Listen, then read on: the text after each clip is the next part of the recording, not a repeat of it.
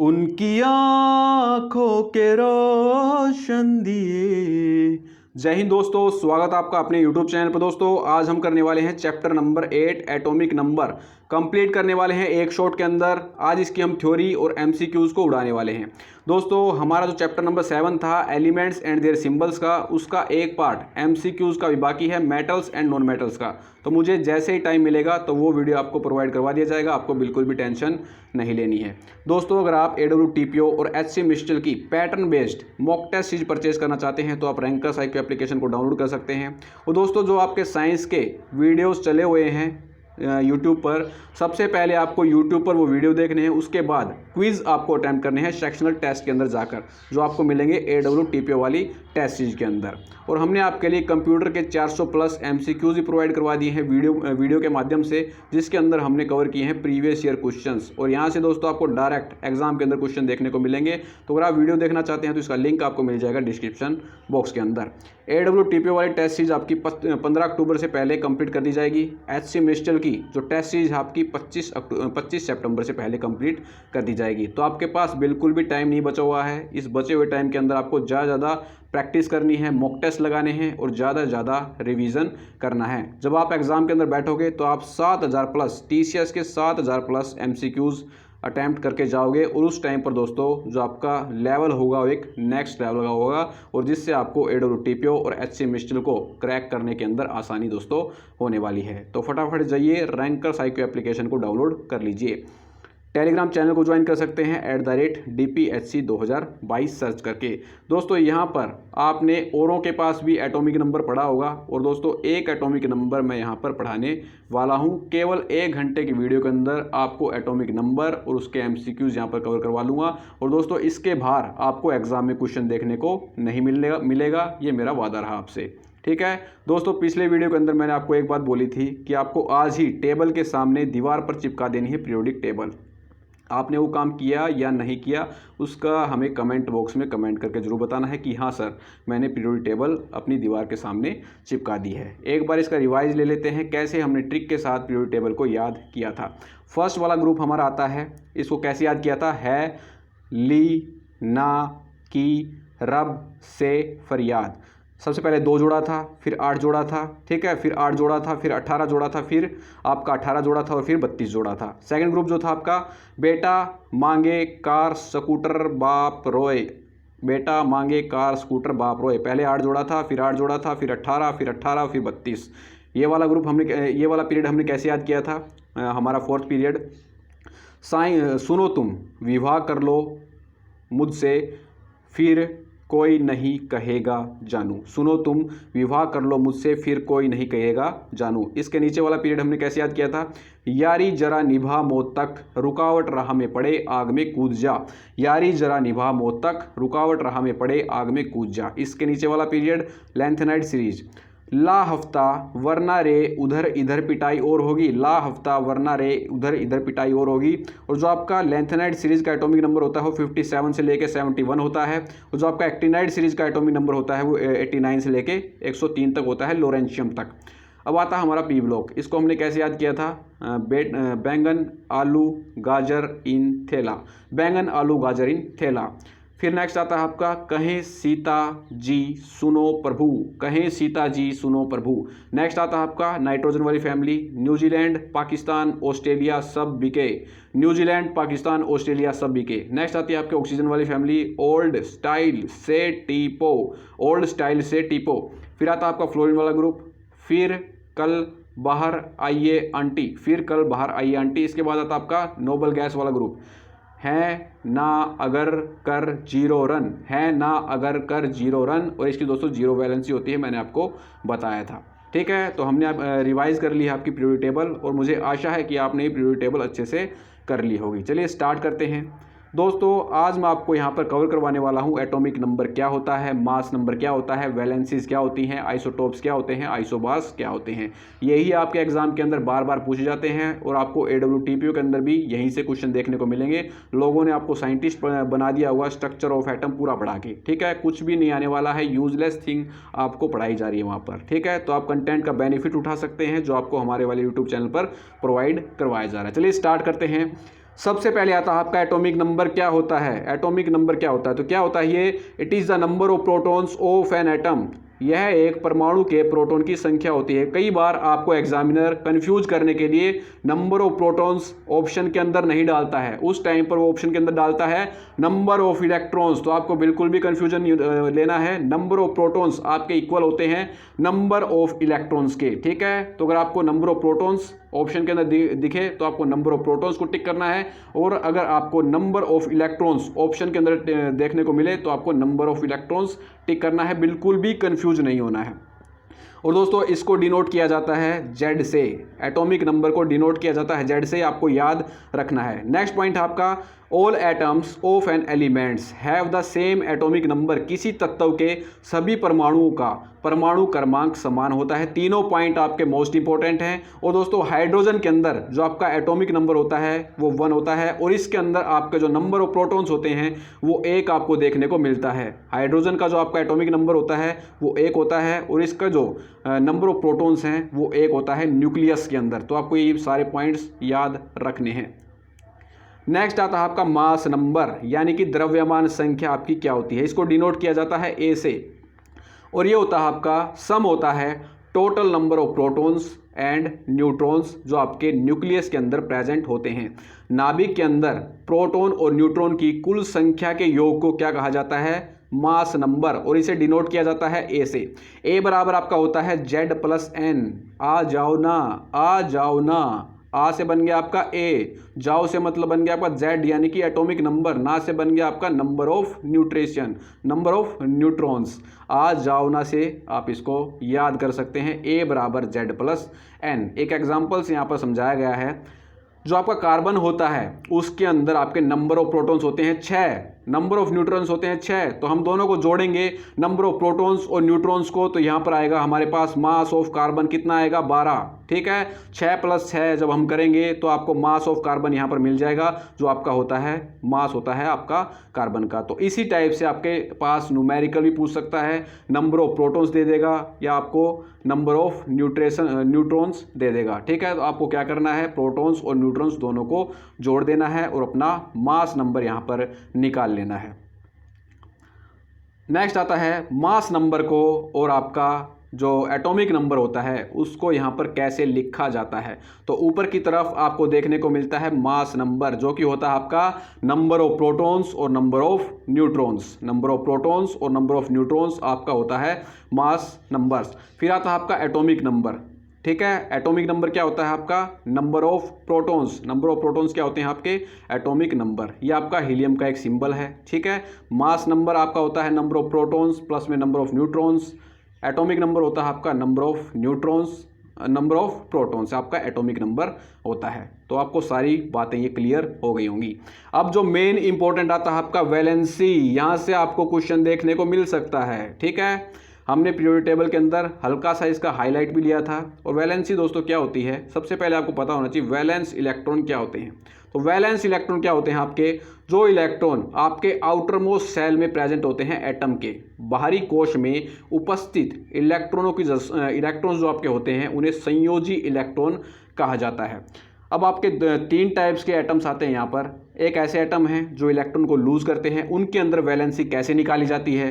कुछ ऐसे एटम्स हैं जो इलेक्ट्रॉन्स को गेन करते हैं या शेयर करते हैं, उनके अंदर वैलेंसी कैसे निकाली जाती है, ठीक है। तो सबसे पहले हम जो एटम ऐसे हैं जो लूज करते हैं इलेक्ट्रॉन को, उनके अंदर वैलेंसी को निकालते हैं। तो इसका फार्मूला होता है वैलेंसी बराबर है नंबर ऑफ वैलेंस इलेक्ट्रॉन, ठीक है। इलेक्ट्रॉन खोने वाले परमाणु के लिए संयोजकता जो आपकी होती है बराबर होती है संयोजी इलेक्ट्रॉनों की संख्या। कैसे हम फाइंड आउट करेंगे, आपको बिल्कुल भी दिक्कत नहीं लेनी है, आगे मैं आपको बताने वाला हूँ, ठीक है।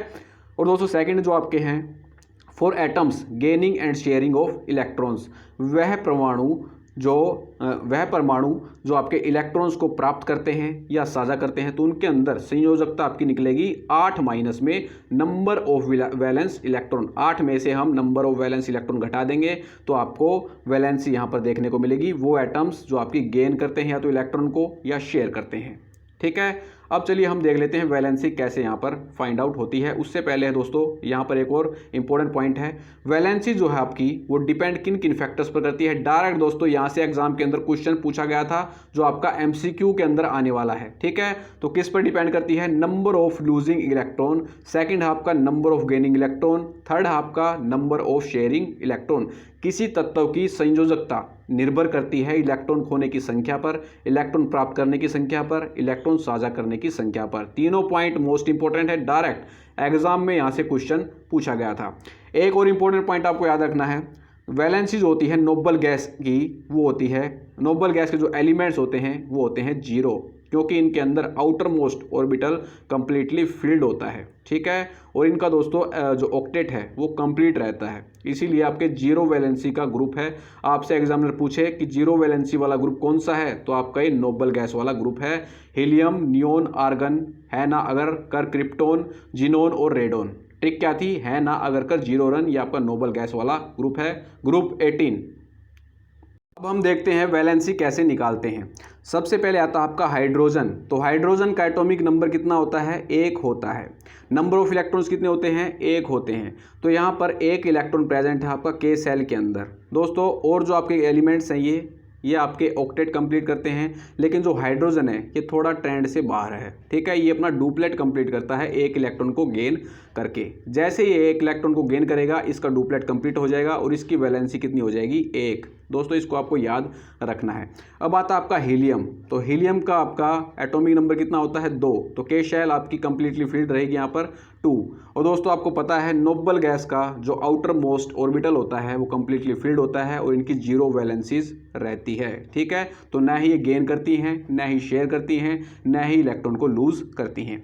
अब आता है आपका लिथियम। तो लिथियम का एटॉमिक नंबर या नंबर ऑफ इलेक्ट्रॉन्स कितने होते हैं, 3। तो 2 इलेक्ट्रॉन पहले आपके K सेल के अंदर फिल होंगे, फिर आपके L सेल के अंदर आपका 1 इलेक्ट्रॉन आ जाएगा। तो टोटल आपके 3 इलेक्ट्रॉन यहाँ पर फिल हो जाएंगे। अब ये क्या करेंगे, 1 इलेक्ट्रॉन को लूज कर देंगे और अपना डुप्लेट कंप्लीट कर लेंगे, ठीक है। तो दोस्तों इसकी वैलेंसी कितनी हो जाएगी, 1 यहाँ पर आपको देखने को मिलेगी लिथियम की। फिर आता आपका बेरिलियम। तो बेरिलियम का आपका एटॉमिक नंबर कितना होता है, 4। तो K सेल के अंदर कितने फिल करेंगे, 2। L सेल के अंदर कितने करेंगे, 2, ठीक है। अब ये क्या करेगा, 2 इलेक्ट्रॉन को लूज कर देगा और 2 इलेक्ट्रॉन को लूज करते ही इसकी जो आपकी वैलेंसी है वो क्या हो जाएगी, 2 यहाँ पर हो जाएगी। वो इलेक्ट्रॉन, वो एलिमेंट्स जो इलेक्ट्रॉन को लूज करते हैं उनके अंदर वैलेंसी कैसे निकाली जाती है, उनके अंदर वैलेंसी निकलती है इज इक्वल टू में number of valence electrons in the outermost shell, ठीक है। तो यहाँ पर आपको 2 देखने को मिल रहा है, ठीक है। जो फॉर्मूला था उसका यहाँ पर यूज़ किया गया है। फिर आता आपका बोरोन, ठीक है। तो बोरोन का एटॉमिक नंबर कितना होता है, 5। तो पहले यहाँ पर K सेल के अंदर 2 इलेक्ट्रॉन फिल होंगे, फिर L सेल के अंदर 3 इलेक्ट्रॉन फिल यहाँ पर होंगे। अब ये क्या करेगा, 3 इलेक्ट्रॉन को यहाँ पर लूज कर देगा, तो इसकी वैलेंसी कितनी हो जाएगी, 3 वैलेंसी यहाँ पर हो जाएगी। फिर आता आपका कार्बन। कार्बन का कितना होता है आपका, कार्बन का होता है 6।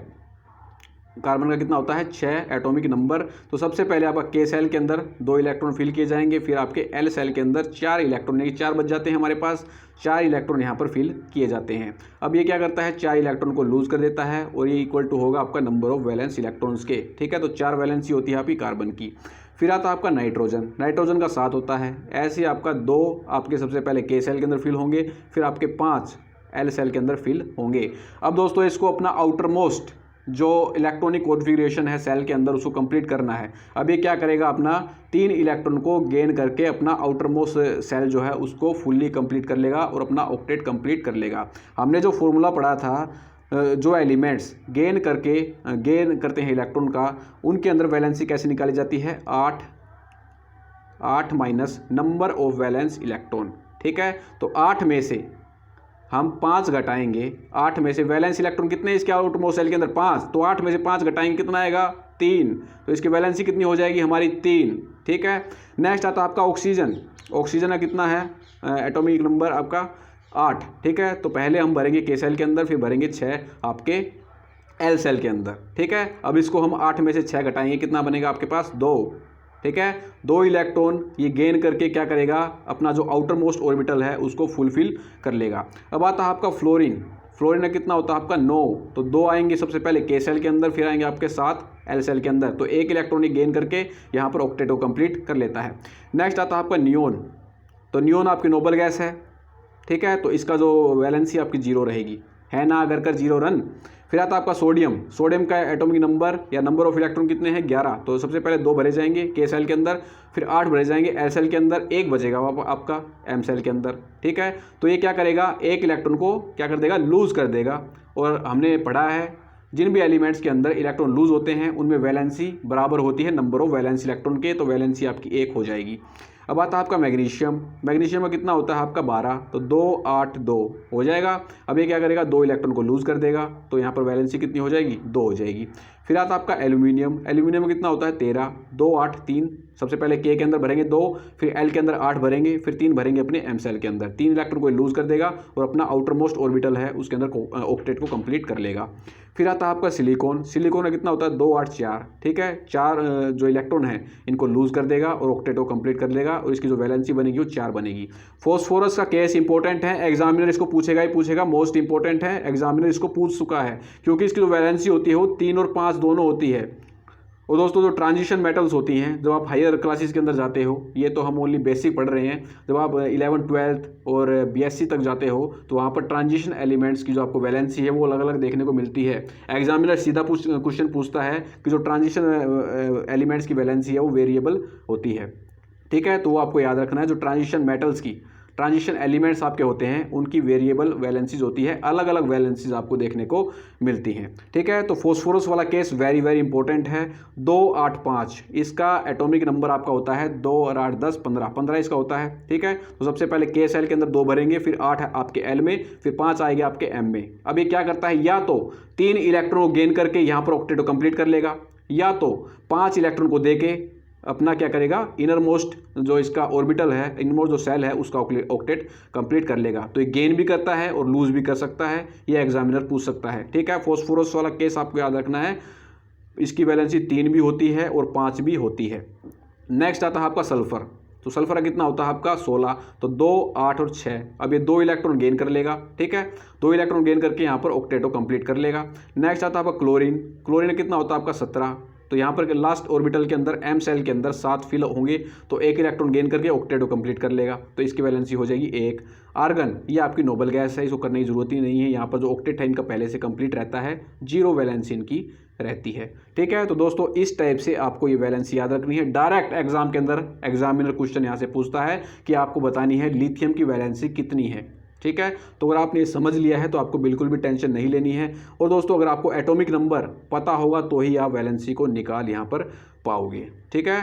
तो आशा करता हूँ आपको समझ में आ गया होगा। यहाँ पर आप देख लीजिए, हीलियम के अंदर आपका डुप्लेट कंप्लीट है। सोडियम वाला जो केस है, इसकी आउटर मोस्ट सेल के अंदर 1 इलेक्ट्रॉन यहाँ पर आपको देखने को मिलेगा, ठीक है। ये क्या करता है, इस 1 इलेक्ट्रॉन को डोनेट कर देता है और अपना अटेन कर लेता है एक स्टेबल इलेक्ट्रॉनिक कॉन्फ़िगरेशन।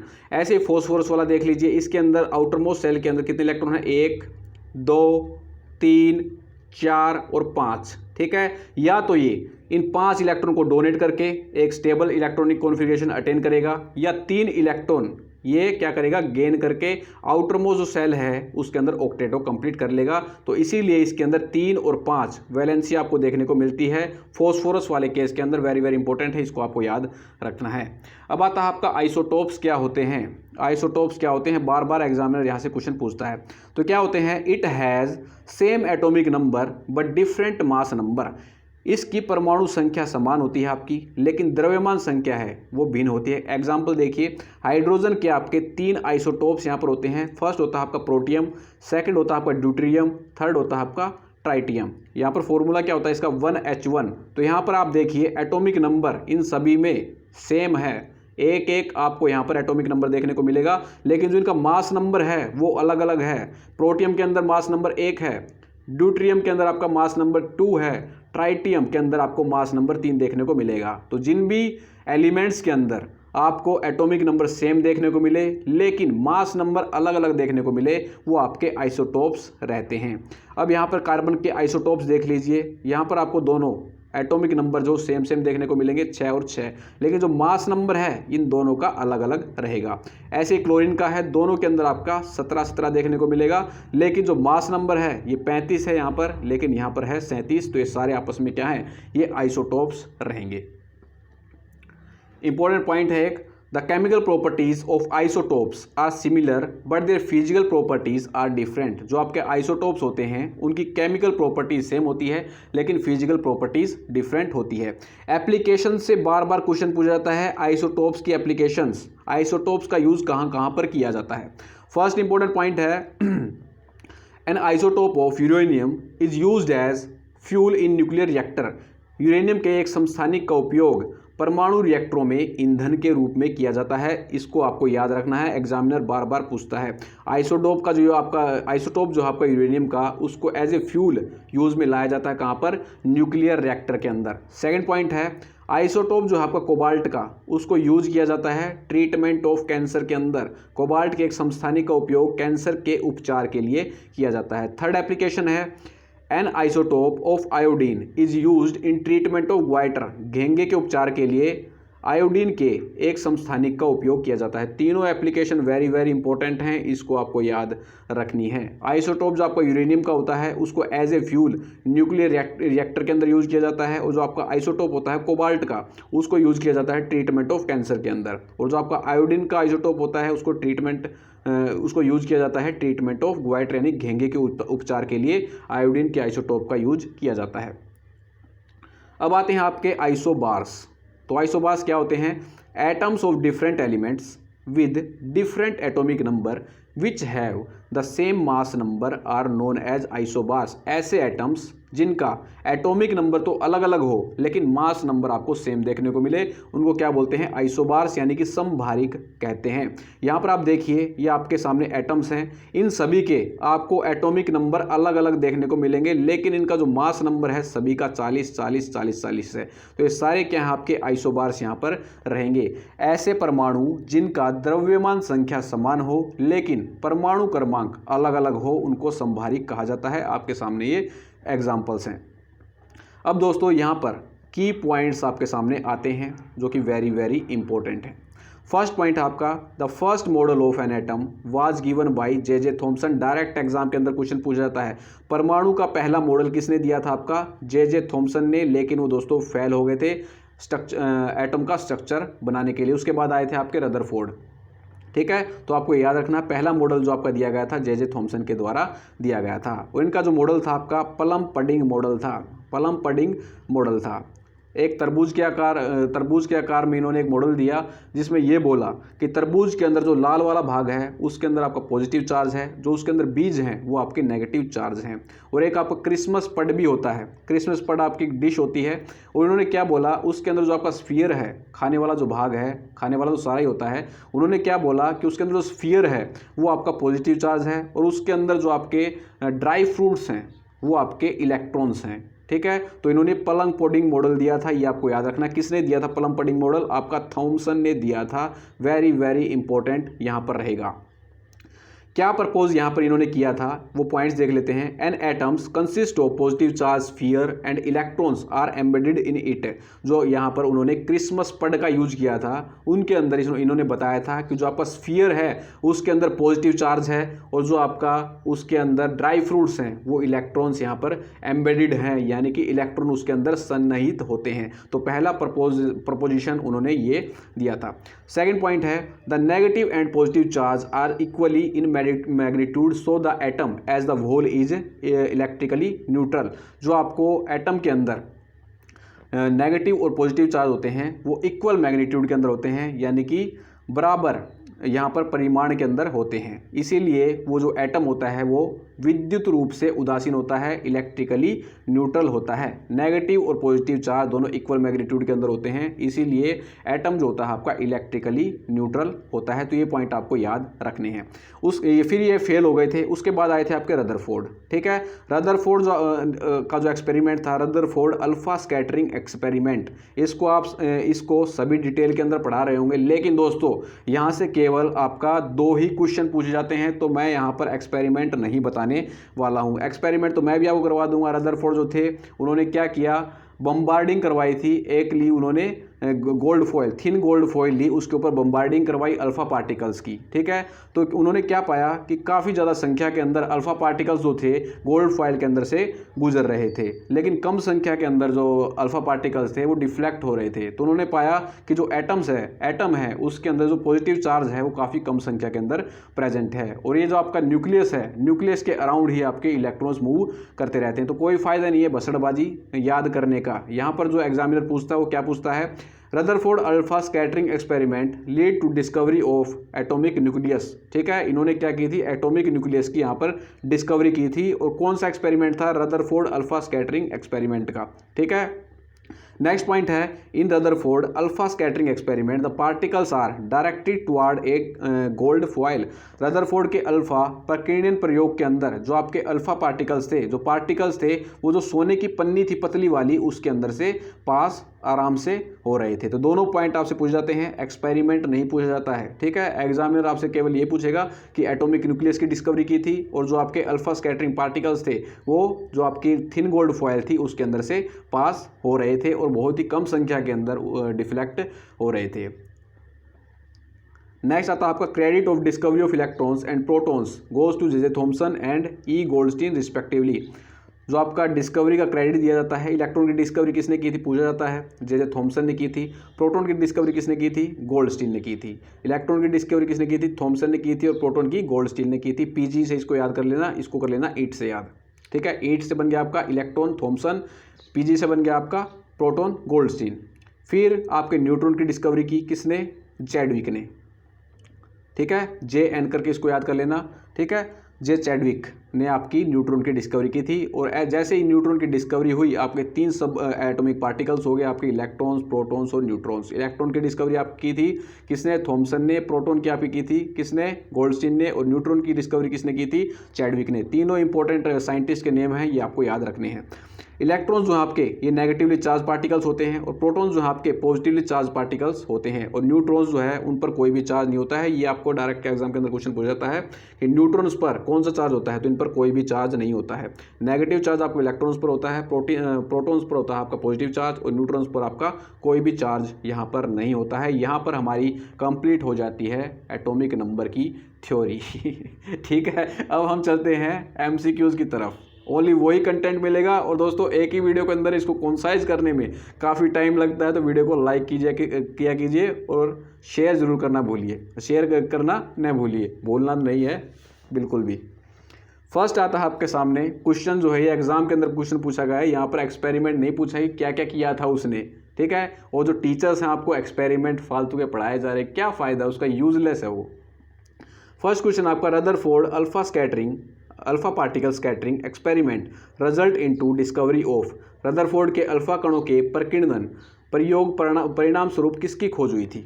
तो क्या किसकी खोज हुई थी, अभी बताया था मैंने, न्यूक्लियस की खोज हुई थी, इन द एटम, परमाणु के अंदर नाभिक की खोज हुई थी, ठीक है। ऑप्शन ए यहाँ पर राइट हो जाएगा। नेक्स्ट सीधा क्वेश्चन पूछा गया था आपका, with reference to Thomson's atomic model which of the following is correct. Thomson के परमाणु मॉडल के संदर्भ में निम्नलिखित में से कौन सा सही है। फर्स्ट आपका दे रखा था, the atom is made of positive charge sphere and electron are trapped in it. जैसे तरबूज के अंदर होता है, जो लाल वाला भाग होता है आपका वो पॉजिटिव चार्ज होता है, और उसके अंदर जो ट्रैप होते हैं दाने वो आपके इलेक्ट्रॉन्स होते हैं। परमाणु धनावेशित गोले से बना होता है और उसमें इलेक्ट्रॉन फंसे होते हैं। सेकंड पॉइंट आपका, the atom is electrically neutral. परमाणु विद्युत रूप से उदासीन होता है, क्यों, क्योंकि उसके अंदर जो आपका पॉजिटिव चार्ज है और नेगेटिव चार्ज है वो इक्वल मैग्नीट्यूड के अंदर होता है, और इसी कारण आपका जो एटम है वो इलेक्ट्रिकली न्यूट्रल होता है। तो यहाँ पर कौन सी स्टेटमेंट राइट बनेगी, बोथ फर्स्ट एंड सेकंड, एक और दो दोनों यहाँ पर बिल्कुल करेक्ट जवाब आपका रहेगा। पलंग pudding model for an atom was proposed by. परमाणु के लिए पलंग पुडिंग किसके द्वारा प्रस्तावित किया गया था, ये मॉडल आपको बताना है। तो किसने दिया था ये, आपका जे थॉमसन ने। ये फेल हो गए थे एटम का स्ट्रक्चर बनाने के अंदर। जे थॉमसन ने आपका प्रपोज किया था पलंग pudding model. Next, atomic number of an element is. किसी तत्व की परमाणु संख्या क्या होती है। तो यहाँ पर दोस्तों वही क्वेश्चन मैंने आपको बताया है, सबसे पहले मैंने थ्योरी के अंदर बताया था कि आपको कई बार ऑप्शन के अंदर नंबर ऑफ प्रोटॉन्स देखने को नहीं मिलता है, ठीक है। तो ऐसे केस के अंदर आपका जो आंसर जाएगा वो जाएगा नंबर ऑफ इलेक्ट्रॉन्स, इलेक्ट्रॉनों की संख्या। एटॉमिक नंबर क्या होता है आपका, number of electrons. Option A यहाँ पर आपका करेक्ट बन जाएगा। एटॉमिक नंबर जो होता है आपका, ये नंबर ऑफ प्रोटॉन्स होता है, और नंबर ऑफ प्रोटॉन्स आपके बराबर होते हैं नंबर ऑफ इलेक्ट्रॉन्स के, ये आपको याद रखना है। Next, what is the atomic number of element einsteinium. Einsteinium तत्व का परमाणु क्रमांक क्या है, ये आपका एफ ब्लॉक का एलिमेंट है, और दोस्तों बार बार एग्जाम के अंदर ये पूछा जाता है।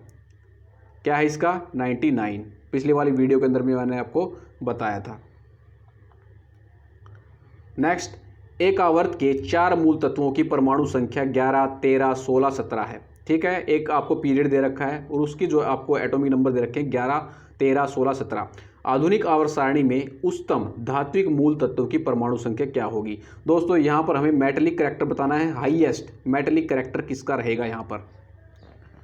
दोस्तों ये आपको पीरियड दे रखा है, और हमने पिछले वाले वीडियो के अंदर एलिमेंट्स और एंड देयर सिंबल जब करवाया तो ये बताया था कि जो आपका मेटेलिक कैरेक्टर है वो लेफ्ट टू राइट क्या होता है, डिक्रीज होता है। तो सबसे ज़्यादा यहाँ पर जो मेटेलिक कैरेक्टर होगा वो किसका होगा, जो जिसका एटॉमिक नंबर 11 है उसी का तो होगा।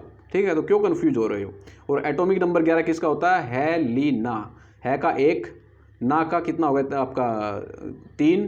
ठीक है, हेलिना के यानी पोटाशियम, 3 में 8 जोड़ेंगे तो 11, तो 11 एटॉमिक नंबर किसका होता है आपका, पोटाशियम का।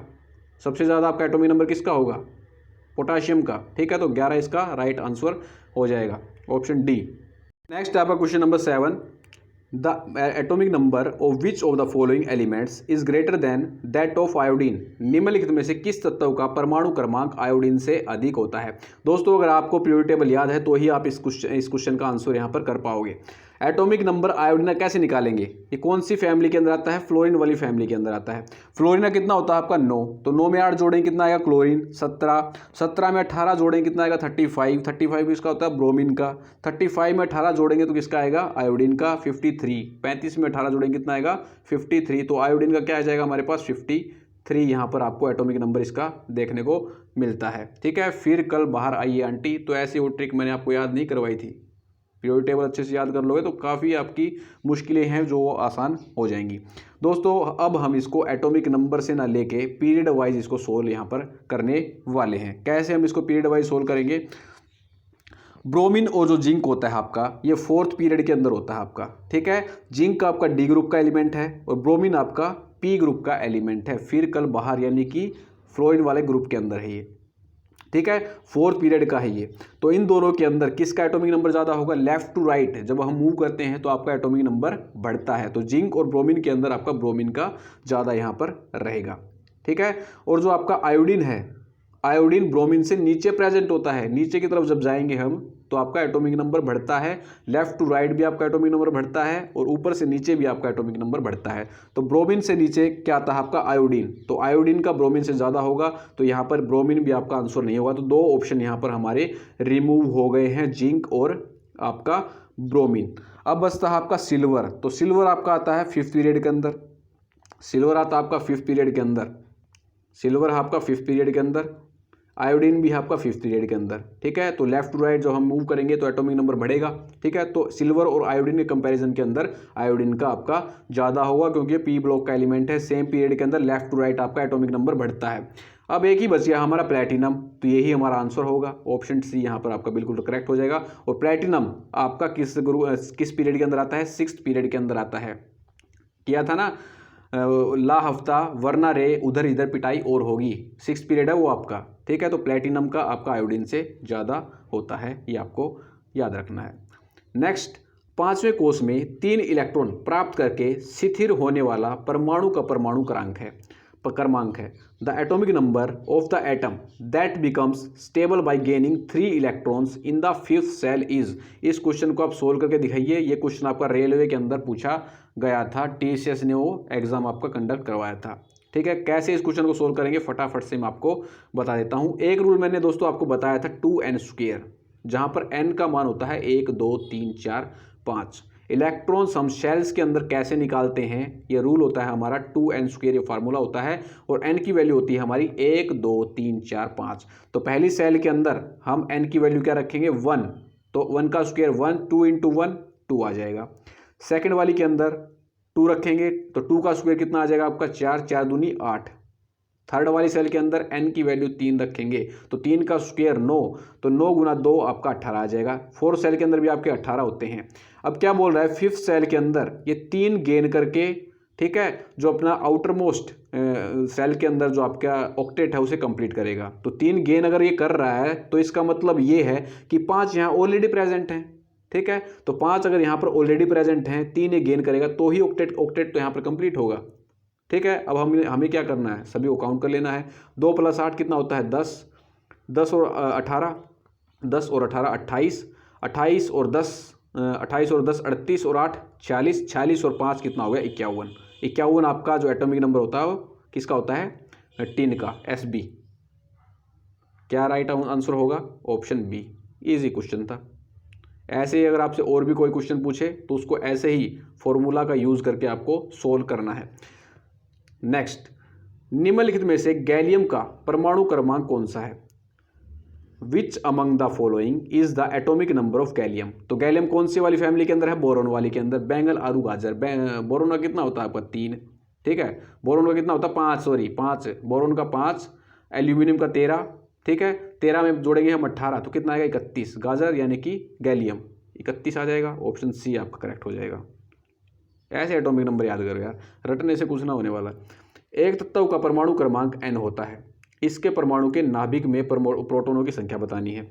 The N element has atomic number of n, the number of protons in the nucleus of its atom. Protons क्या होते हैं, एटॉमिक नंबर आपका क्या होता है, नंबर ऑफ प्रोटॉन्स। तो अगर आपके एटॉमिक नंबर n है तो आपके नंबर ऑफ प्रोटॉन्स भी क्या होंगे, n ही होंगे। क्या क्वेश्चन है ये, हल हुआ है। नेक्स्ट, आधुनिक आवर्त सारणी के अनुसार निम्नलिखित में से कौन सा तत्व परमाणु क्रमांक 30 वाला है। Which of the following is an element with atomic number 30 as per the modern periodic table. दोस्तों एक ग्रुप आपको याद रखना है, ये iron, cobalt, nickel. Very very important है, डायरेक्ट पूछा जाता है यहाँ से, ठीक है। हमने जैसे वो फिल्म देखी थी ना स्पेशल 26, अब आपको ये याद रखना है फिर 26, फिर 26, फिर 26, 26, 27, 28, फिर कोई नहीं कहेगा यानी कॉपर, यानी फिर उसके बाद आएगा जानू। आगे क्या आएंगे आपके 29 और 30, निकाल दिया ना।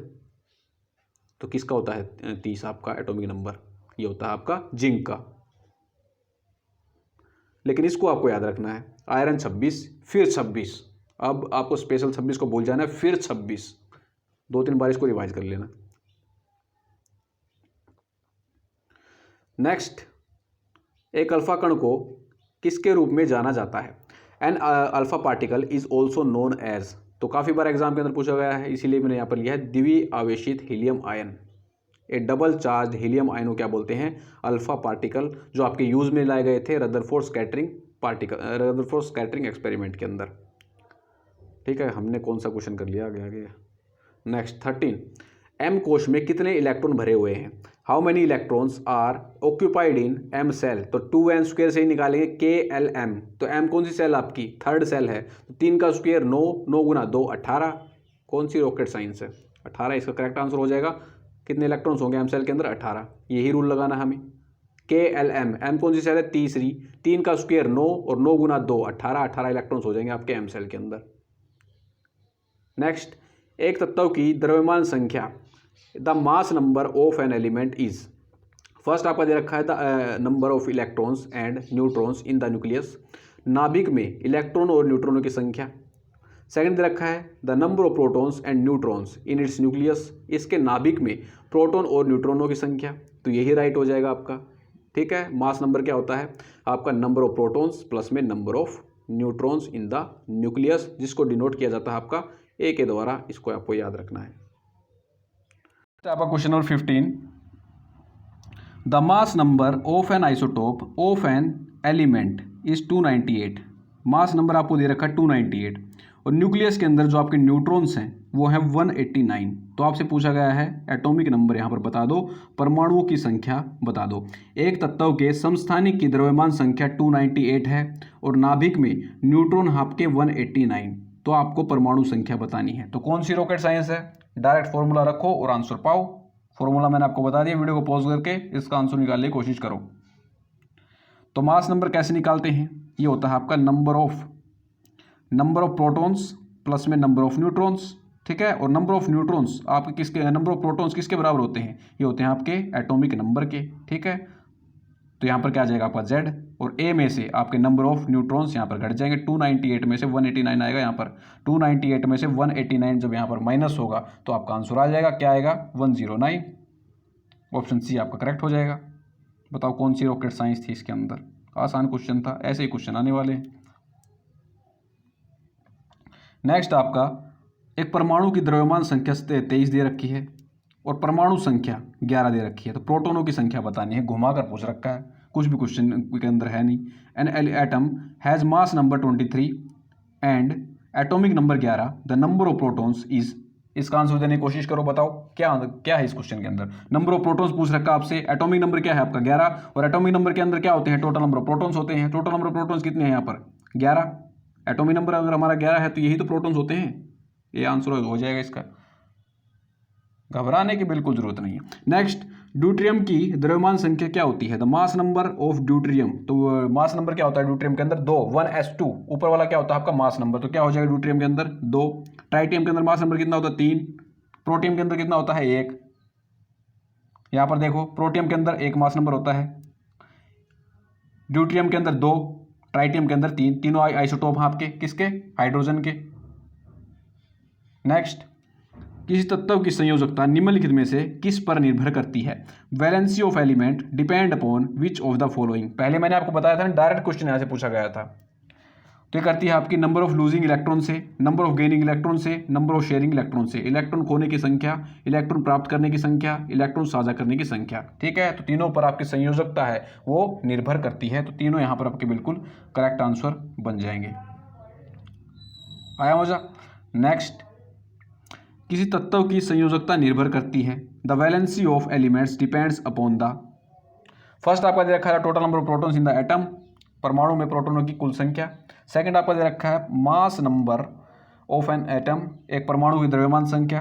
तीसरा दे रखा है the total number of neutrons in an atom, एक परमाणु में न्यूट्रॉनों की संख्या। और डी दे रखा है आपका total number of electrons in the outermost shell of an atom, किसी परमाणु के सबसे बाहरी कोश के अंदर इलेक्ट्रॉनों की कुल संख्या। क्या है ये, यही तो इसका आंसर है।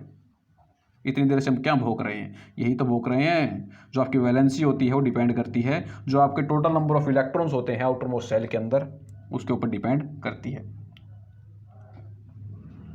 नेक्स्ट, निम्नलिखित में से किस तत्व की संयोजकता शून्य है, which of the following elements has zero valency. Zero valency किसकी होती है, जिनका ऑक्टेट कंप्लीट होता है, ठीक है, और एक स्टेबल गैस कॉन्फ़िगरेशन होता है। किन की होती है, नोबल गैसेस की। इनमें से नोबल गैस कौन सी है, हीलियम है। बताओ कौन सी रॉकेट साइंस थी इसमें, जीरो वैलेंसी किसकी है, हीलियम। नेक्स्ट, फॉस्फोरस की संयोजकता क्या है, द वैलेंसी ऑफ फॉस्फोरसिस, पहले मैं आपको बता चुका हूँ। फॉस्फोरस का यहाँ पर डायग्राम भी आपको देखने को मिलेगा। आउटर मोस्ट सेल के अंदर कितने यहाँ पर इलेक्ट्रॉन है, 1 2 3 4 5। अब ये क्या करता है, या तो 3 इलेक्ट्रॉन ले लेता है या 5 इलेक्ट्रॉन दे देता है, ताकि इसका जो इलेक्ट्रॉनिक कॉन्फ़िगरेशन हो स्टेबल हो जाए, ठीक है। तो इसकी 2 वैलेंसी होती है यहाँ पे, 3 और 5। बार बार एग्जाम के अंदर क्वेश्चन पूछा जाता है, ऑप्शन डी आपका राइट हो जाएगा। नेक्स्ट, मैग्नीशियम की संयोजकता क्या है, what is the valency of magnesium. तो मैग्नीशियम की आपको वैलेंसी निकालनी है। अब मुझे मैग्नीशियम का एटॉमिक नंबर नहीं पता है, लेकिन मुझे ये पता है कि कौन से ग्रुप के अंदर आता है ये। बेटा मांगे, बेटा का आपका एटॉमिक नंबर 4 होता है, 4 में हम 8 जोड़ेंगे कितना होगा, 12, ठीक है। तो यहाँ पर जो आपके इलेक्ट्रॉन की फिलिंग होगी 2 8 और 2, ठीक है। अब ये क्या करेगा, 2 इलेक्ट्रॉन को लूज कर देगा और अपना जो है एक स्टेबल गैस कॉन्फ़िगरेशन अटेन कर लेगा, ठीक है। तो 2 इसकी क्या हो जाएगी, वैलेंसी हो जाएगी मैग्नीशियम की। B is the right answer. देख लीजिए, ये जो 2 इलेक्ट्रॉन आपको मैग्नीशियम के अंदर आउटर मोस्ट सेल के अंदर दिख रहे हैं, ये इनको लूज करके अपना स्टेबल इलेक्ट्रॉनिक कॉन्फ़िगरेशन अटेन कर लेगा। आपको क्वेश्चन नंबर 23, आपको यहाँ पर एटॉमिक नंबर दे रखा है 15, ठीक है। इसका यूज़ करके आपको ग्रुप नंबर बताना है, नंबर ऑफ वैलेंस इलेक्ट्रॉन बताने हैं और वैलेंसी बतानी है एलिमेंट की, ठीक है। परमाणु क्रमांक 15 दे रखा है, इसके अंदर आपको समूह संख्या बतानी है, संयोजी इलेक्ट्रॉनों की संख्या बतानी है और संयोजकता आपको यहाँ पर बतानी है। तो दोस्तों अगर हमें एटॉमिक नंबर दे रखा है तो फटाफट से हम इसका कैलकुलेट कर लेंगे। सबसे पहले इलेक्ट्रॉनों की फिलिंग होगी के, एल और एम सेल के अंदर। कैसे होगी? के अंदर 2 आएंगे, एल के अंदर कितने आएंगे? 8 आएंगे, बच कितने गए हमारे पास? 5। तो ये आउटर मोस्ट सेल के अंदर आ जाएंगे एम के अंदर।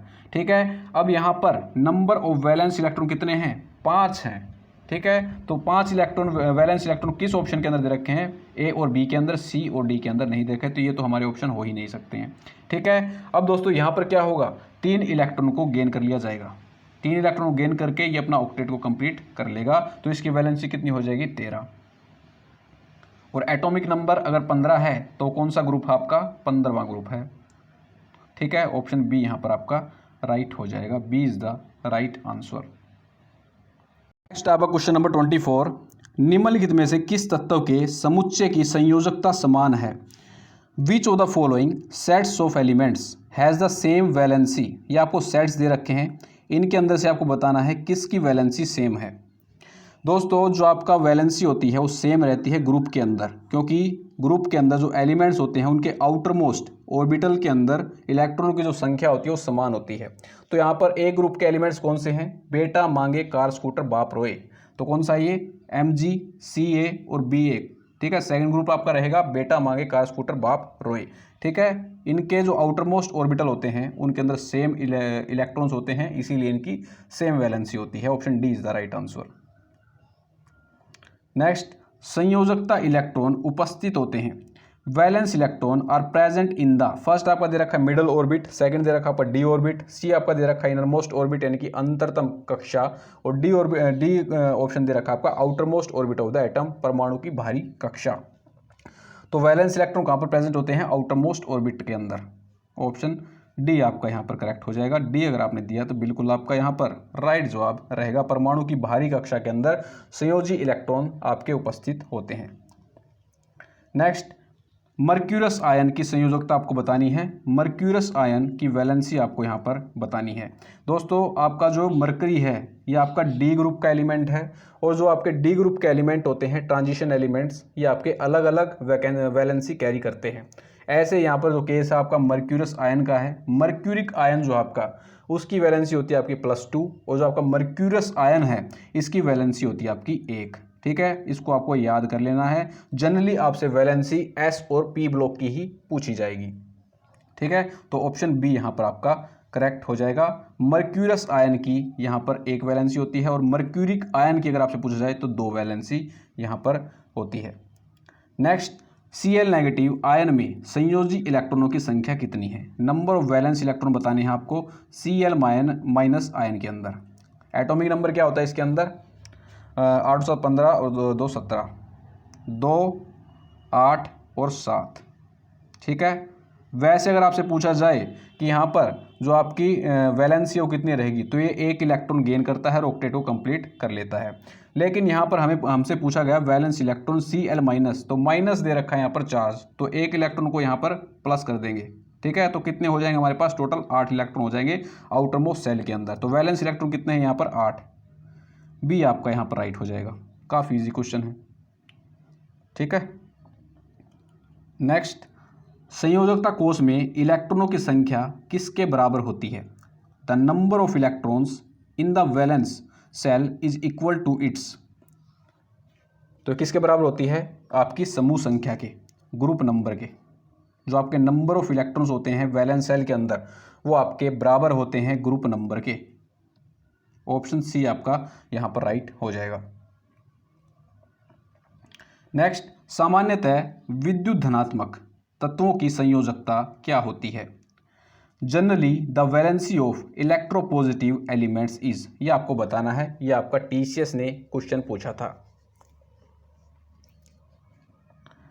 तो जो इलेक्ट्रोपॉजिटिव आपके एलिमेंट्स होते हैं ये इलेक्ट्रॉन को लूज कर देते हैं। ठीक है, इनके अंदर टेंडेंसी होती है इलेक्ट्रॉन को लूज करने की, और इनकी जो जनरली आपकी वैलेंसी होती है 1, 2 और 3 होती है। एग्जाम्पल के तौर पर हम देख लेते हैं, सोडियम, ये मैग्नीशियम और एल्यूमिनियम, ये तीनों आपके इलेक्ट्रोपॉजिटिव एलिमेंट हैं। सोडियम के अंदर आपके नंबर ऑफ इलेक्ट्रॉन्स कितने होंगे? 11। तो इसके जो इलेक्ट्रॉनिक K-L-M-N सेल के अंदर हम इलेक्ट्रॉन का डिस्ट्रीब्यूशन करेंगे तो वो आएगा 2, 8 और 1। ठीक है, तो इसके अंदर आपकी वैलेंसी कितनी होगी? 1। मैग्नीशियम का कितना होता है आपका? 12। तो 2, 8 और 2। ठीक है, तो इसकी वैलेंसी कितनी होगी आपकी 2। एल्यूमिनियम का कितना होता है आपका 13, तो 2, 8 और 3, ठीक है, तो इसकी वैलेंसी कितनी होगी 3। तीनों आपके इलेक्ट्रोपॉजिटिव एलिमेंट हैं और ये दोस्तों इलेक्ट्रॉन्स को क्या करते हैं, लूज करने की इनके पास टेंडेंसी होती है और जनरली जो इनकी वैलेंसी होती है वो 1, 2 और 3 यहाँ पर होती है। तो ऑप्शन सी आपका राइट यहाँ पर हो जाएगा, C is the right answer. Next, परिवर्तनीय संयोजकता किसके द्वारा प्रदर्शित की जाती है? मैंने आपको बताया था variable valency is exhibit by, तो कौन से होते हैं आपके डी ग्रुप के एलिमेंट्स, ट्रांजिशन एलिमेंट्स जिनको बोलते हैं, अलग अलग वैलेंसीज कैरी करते हैं। Option B is the right answer. Next, किसी तत्व के समस्थानिकों में क्या होता है? Isotopes of an element has, first आपका दे रखा है सेम फिजिकल प्रॉपर्टीज, सेकंड आपका दे रखा है डिफरेंट केमिकल प्रॉपर्टीज, थर्ड आपका दे रखा है डिफरेंट नंबर ऑफ प्रोटॉन्स, और डी आपका दे रखा है डिफरेंट एटॉमिक नंबर यानी कि भिन्न परमाणु क्रमांक। तो यहाँ पर आपको बताना है आइसोटोप्स के अंदर यहाँ पर क्या यहाँ पर देखने को आपको मिलता है। तो क्या होते हैं यहाँ पर different number of neutrons, option C यहाँ पर आपका करेक्ट हो जाएगा। आइसोटोप्स के अंदर आपके जो न्यूट्रॉन्स होते हैं उनकी जो संख्या होती है वो विभिन्न होती है। नेक्स्ट, यूरेनियम के समस्थानिकों के उपयोग की पहचान करें। Identify the use of isotope of uranium, तो यूरेनियम का जो आपका आइसोटोप होता है वो किसके अंदर यूज किया जाता है? परमाणु रिएक्टरों में ईंधन के रूप में आपका जो आइसोटोप होता है यूरेनियम का उसका यूज़ किया जाता है। ऑप्शन डी आपका राइट हो जाएगा, एग्जामिनर ने क्वेश्चन ने पूछा था। नेक्स्ट, निम्नलिखित में से किस रोग के उपचार में कोबाल्ट के आइसोटोप का उपयोग किया जाता है? Isotope of cobalt is used in the treatment of which of the following diseases, तो कोबाल्ट के आइसोटोप का कहाँ पर यूज होता है आपका? कहाँ पर? कैंसर के अंदर। ऑप्शन बी आपका यहाँ पर राइट हो जाएगा। नेक्स्ट, कौन सा कार्बन आइसोटोप रेडियोधर्मी है और रेडियो कार्बन डेटिंग के लिए प्रयोग में लाया जाता है? Which of the following carbon isotope is radio active and is used for radio carbon dating, तो इजी क्वेश्चन है, छोटी क्लास से आप पढ़ते आ रहे हो। C14 का यूज कहाँ पर किया जाता है आपका? रेडियो कार्बन डेटिंग के अंदर, जो कि आप कार्बन का आइसोटोप है। नेक्स्ट, आइसोबार में समान संख्या में क्या होते हैं? Isobar have same number of क्या होते हैं ये आपको बताना है।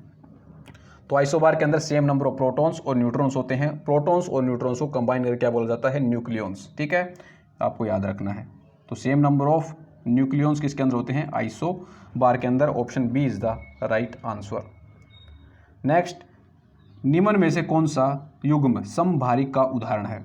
Which of the following pair is an example of isobar, आपको यहाँ पर आइसोबार का उदाहरण बताना है। आइसोबार के अंदर क्या होता है? आपके एटॉमिक नंबर जो हैं वो आपके अलग अलग होते हैं, ठीक है, लेकिन जो आपका मास नंबर होता है वो सेम होता है। तो आइसोबार के जो आपके एग्जाम्पल रहेगा, एनसीईआरटी का एग्जाम्पल है, वेरी वेरी इंपॉर्टेंट है, डायरेक्ट आपको देखने को मिलेगा ये कैल्शियम एंड आर्गन, ये आइसोबार्स आपस में। ऑप्शन बी आपका यहाँ पर करेक्ट हो जाएगा। यहाँ पर आप देखिए इन दोनों के जो आपके एटॉमिक नंबर हैं यानी कि नंबर ऑफ प्रोटॉन्स हैं ये अलग अलग हैं, लेकिन आपको इन सभी के अंदर 40 40 40 यानी कि सेम मास नंबर देखने को मिलेगा, लेकिन जो एटॉमिक नंबर है ये आपको अलग देखने को मिलता है, ठीक है। तो option B is the right answer, calcium and argon. Next, ये आपको बताने हैं लिथियम और बेरिलियम आपको दे रखे हैं, किसके एग्जाम्पल्स यहाँ पर रहेंगे? तो किसके हैं? संभारिक के, आइसोबार्स। ऑप्शन ए यहाँ पर आपका राइट हो जाएगा, क्योंकि इन दोनों के अंदर एटॉमिक नंबर आपका अलग अलग दे रखा है, लेकिन मास नंबर जो है वो आपका सेम दे रखा है, संभारिक। नेक्स्ट, इलेक्ट्रॉन की खोज का श्रेय किसे दिया जाता है? वो is credit with the discovery of electron. तो इलेक्ट्रॉन की डिस्कवरी किसने की थी? आपकी थॉमसन ने। नेक्स्ट, न्यूट्रॉन की खोज किसने की थी? The neutron was discovered by, तो न्यूट्रॉन किसने डिस्कवर किया था? चैडविक ने। ऑप्शन सी आपका राइट हो जाएगा, ठीक है। तो दोस्तों यहाँ पर हमारा कंप्लीट होता है एटॉमिक नंबर। केवल आपको एटॉमिक नंबर में इतना ही पढ़ना है, इसके अलावा आपको कुछ भी नहीं पढ़ना है, हमें साइंटिस्ट नहीं बनना है, ठीक है। इतना ही आपका एग्जाम के अंदर पूछा जाएगा, इससे बाहर दोस्तों नहीं पूछा जाएगा। तो दोस्तों मिलते हैं एक नए वीडियो के अंदर नई शुरुआत के साथ। जय हिंद, जय भारत।